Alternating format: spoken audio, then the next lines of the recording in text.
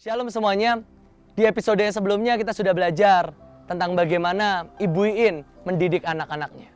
Saudara, banyak orang berkata, saya pengen punya anak yang sempurna, saya pengen punya anak yang melayani Tuhan, yang punya karakter Kristus, yang baik, yang luar biasa. Tapi semua itu dimulai dari orang tua yang luar biasa, cinta Tuhan, punya karakter Kristus. Karena apapun yang diberikan orang tua, itu akan turun ke anak-anaknya. Saudara, sekali lagi saya akan bacakan di Amsal 22 ayat yang ke-6. Didiklah orang muda menurut jalan yang patut baginya. Maka pada waktu masa tuanya, ia tidak akan menyimpang daripada jalan itu. Saudara, kalau engkau mau punya anak-anak yang luar biasa, didiklah mereka sejak mereka masih muda. Didiklah mereka sejak mereka masih kecil. Mulai dari mereka muda, mulai dari mereka kecil, didik mereka terus dengan firman Tuhan, dengan karakter Kristus. Maka itulah yang akan menjagai mereka sampai mereka tua, sampai mereka besar. Dasar-dasar, fondasi-fondasi, pilar-pilar kehidupan, pilar-pilar karakter Kristus itu sudah terbangun dalam hidup mereka. Saudara, hari ini saya akan share tentang 5 hal yang seringkali papa saya, Pak Paul, ajarkan dalam hidup saya. Saudara, sebelumnya, tahukah engkau hanya 7% dari yang engkau katakan itu yang bisa direkam, yang bisa diingat oleh umat manusia. Untuk semua anak-anak hanya 7%. Sisanya apa? Sisanya dari tingkah laku kita. Saudara, papa saya adalah orang yang pendiam. Papa saya bukan orang yang terlalu cerewet, suka cerita seperti apa. Kadang-kadang dia cerewet, tapi dia lebih banyak diam, saudara. Tapi saya sangat banyak belajar dari mana? Dari tingkah lakunya. Saudara, yang pertama yang paling sering papa saya ajarkan adalah papa saya adalah seorang yang paling taat beribadah, saudara. Papa saya itu tidak pernah sekalipun dia skip ke gereja. Saya masih ingat hari itu kami lomba bola, saudara. Kami ada lomba bola dan sepak bola. Hari itu saya masih ingat saya jadi back, saudara. Itu waktu saya SD. Dan setiap kali bermain, setiap kali tanding itu hanya ada hari Minggu. Dan papa saya berkata, Jos, kalau ini pertandingan hari Minggu, kamu harus tetap gereja loh. Dan saudara tahu apa yang dilakukan? Papa saya mencarikan khotbah, saudara. Dan sebelum kami tanding jam 9, saya dibangun di jam 7 buat apa? Buat nonton khotbah di televisi hari itu. Dan papa saya selalu berkata, pokoknya hari Minggu kamu harus khotbah dulu, kamu harus dengerin firman dulu, supaya baru kamu boleh tanding, baru kamu boleh melakukan aktivitas. Tapi pokoknya hari Minggu kamu tetap harus beribadah kepada Tuhan. Dan tahukah engkau, hampir setiap Sabtu, setiap Minggu, papa saya nggak pernah sekalipun skip ke gereja. Sabtu ada doa pagi di gerejanya, Minggu ada kebaktian. Dan apapun mau sakit, mau demam, mau nggak enak badan, tidak pernah alasan untuk pergi ke gereja. Dan kalaupun ada kerjaan yang harus meninggalkan gereja, papa saya akan mencari cara buat tetap bisa ibadah sorenya. Dan saudara, satu lagi, nggak cuman ke gereja, tapi juga baca Alkitab, saudara. Setiap kali sudah malam, kegiatan sudah seharian mungkin, papa saya orangnya sibuk di kantor, sibuk di pelayanan, sibuk dengan teman-temannya. Papa saya selalu menyempatkan diri untuk baca Alkitab. Itu pasti, saudara. Suatu hari papa saya ketiduran karena kecapean. Dan jam 2 pagi papa saya menyalakan semua lampu dan baca Alkitab, saudara. Baca Alkitabnya pakai buku, karena papa saya nggak mau diganggu kalau ada chat masuk. Itu yang papa saya selalu ajarkan, dan itu nempel dalam hidup saya, saudara. Saya cuman kalau sakit, kalaupun saya apapun, saya akan tetap paksa diri saya buat tetap saya datang ke doa pagi atau ke gereja. Tidak ada alasan saya ketiduran, tidak ada alasan saya kecapean. Saya akan paksa diri saya buat tetap kebaktian, buat tetap ke gereja. Kenapa? Itu fondasi yang ditanam oleh papa saya. Itu dasar yang ditanamkan, itu pilar yang ditanamkan. Kamu harus tetap menghormati hari Sabat. 2. Manners maketh man. Papa saya adalah orang yang selalu mengajarkan saya tentang manners. Papa saya adalah orang yang selalu mengajarkan saya tentang kamu harus seperti ini di depan orang. Kamu kalau makan harus seperti ini. Kamu pegang sendok harus seperti ini. Kamu kalau tidur di rumah orang, kamu harus ngelipat kasurnya. Kamu kalau pakai kamar mandi harus diangkat lidnya. Itu semua diajarkan detail, saudara. Saya masih ingat hari itu saya makan bersama orang di luar negeri. Saya masih ingat ditraktir sama hamba Tuhan. Dan di situ kami makan meja. Dan makanannya dari tengah. Dan saya lupa makanannya apa, tapi itu adalah makanan kesukaan saya dan kokoh saya, saudara. Dengan sangat lahap, kami masih kecil saat itu. Kami makan semuanya dan tersisa satu di atas meja. Saya masih ingat itu adalah bagian saya yang terakhir. Waktu saya mau ngambil pakai sumpit, saudara tahu apa yang dilakukan? Papa saya mukul tangan saya, saudara. Papa saya bukan orang yang pemukul, dan itu adalah mungkin pertama kalinya papa saya mukul saya. Dan papa saya mukul tangan saya, dan papa saya berkata, yang terakhir itu buat yang traktir makan.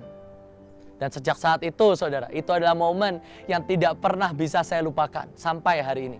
Yang terakhir itu buat yang traktir. Dan setiap kali saya mau makan, saya akan ingat, oh ya, yang terakhir ini buat yang traktir nanti. Dan itu adalah manners, saudara. Kalau mau masuk pintu, biarkan yang perempuan masuk dulu. Waktu misalnya ada pakai kamar mandi, pakailah sebersih mungkin. Itu adalah hal-hal yang diajarkan oleh papa saya hampir setiap hari, saudara. Dan itu yang membuat saya selalu menjadi mengerti, oh ya, manners itu sangat penting loh. Oh iya, bagaimana engkau menghormati orang lain, itu sangat penting. Gimana engkau berkata engkau mau dihormati orang, kalau engkau nggak bisa menghormati orang lain.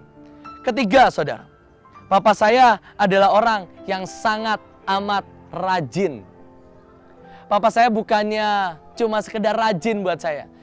Tapi papa saya adalah orang yang sangat amat rajin. Papa saya berangkat jam 7 pagi, pulang jam 8, jam 9 malam. Papa saya kerja di Cikarang, saudara.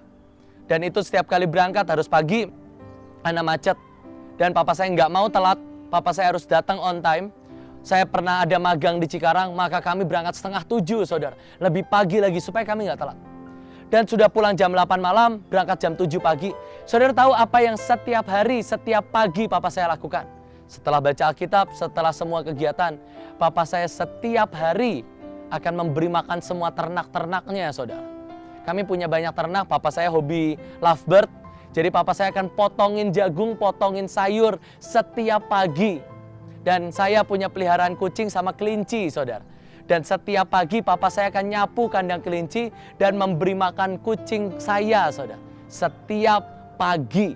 Dan papa saya akan bangun setiap jam 6, jam setengah 6 pagi. Baca Alkitab, kasih makan semua ternak, beberes. Dan nanti ke kamar saya, aduh Jos, papi capek banget hari ini. Tapi itu setiap hari selama bertahun-tahun papa saya lakukan, saudara. Setiap malam papa saya akan pulang rumah dan papa saya akan beberes, makan malam, beresin piring, beresin meja sendiri. Dan itu setiap hari sangat rajin. Dan saudara tahu ada satu hal yang papa saya katakan, Jos, papa masih nganggur banget setiap hari. Saudara bisa bayangkan, bangun jam 6, memberi makan semua ternak-ternaknya, pergi ke kantor jam 7, pulang jam 8 malam, semua kegiatan sampai jam 9, 10 malam mungkin kami ngobrol di meja. Dan papa saya masih cari kegiatan. Rajin, saudara. Dan itu membuat saya setiap kali nganggur di rumah, setiap kali ada hari-hari saya di rumah, papa saya akan datang dan bilang, Jos, kok kamu nganggur banget sih hari ini? Kamu pengangguran ya? Cari kerjaan di luar. Sana pergi kek, kamu ke restoran kek, kamu cari pelayanan gitu. Tapi jangan nganggur. Saudara, yang keempat, karena waktu. Keempat, papa saya adalah orang yang sangat concern masalah keuangan. Papa saya bukannya pelit, tapi sangat irit dan sangat hemat, saudara. Kalau barangnya masih bisa dipakai, kalau masih ada, papa saya akan tetap pakai semuanya. Dan papa saya juga bukan orang yang boros. Setiap ada uang sisa, semua akan diinvestasikan, saudara. Dia akan invest di saham, dia akan invest di deposito, dan dia nggak pernah main-main dengan uang. Dia nggak pernah pakai uang cuma sekedar belanja, sekedar ini, sekedar ini. Saudara tahu, papa saya bukan orang yang miskin lah menurut saya. Beliau orang yang berkecukupan, beliau orang yang diberkati Tuhan. Tapi suatu hari, beliau mau beli biskuit buat anak-anaknya, buat teman-teman di kantor. Dan beliau ngitung, satu kotak yang ini bedanya 100 rupiah. Yang ini bedanya lebih murah, 200 rupiah. Itu sampai pakai kalkulator, sampai buku catatan, saudara. Dan beliau ngitung mana yang paling irit, mana yang paling pas, mana yang paling enak, tapi paling murah buat dibagi ke sekian ribu orang. Dan itu turun dalam hidup saya, saudara. Saya bukan orang yang suka foya-foya, saya memakai uang pas seperti yang saya butuhkan. Saya nggak suka makan di luar, saya makan seadanya, selayaknya saya makan. Bukan buat foto, bukan buat foya-foya. Dan yang terakhir, yang kelima, pelajaran yang paling saya ingat adalah papa saya adalah orang yang sangat menghargai orang kecil. Papa saya selalu berkata, Jos, jangan pernah bentak, jangan pernah marah sama karyawan di restoran, sama karyawan di hotel, sama dimanapun. Hargai mereka.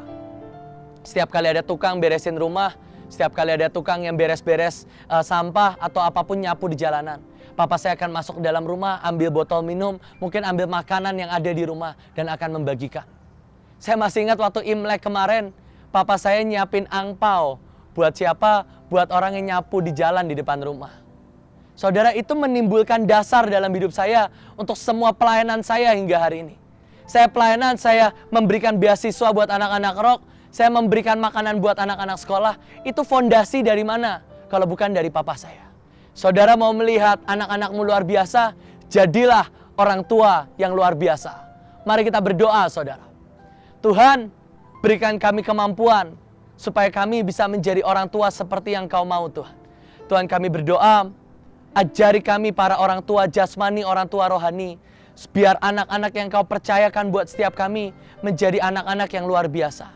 Tuhan, ajari kami, didik kami lebih lagi, Tuhan, supaya kami bisa mengajari dan mendidik anak-anak rohani, anak-anak jasmani di bawah kami.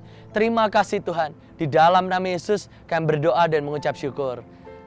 Amin. Tuhan Yesus memberkati.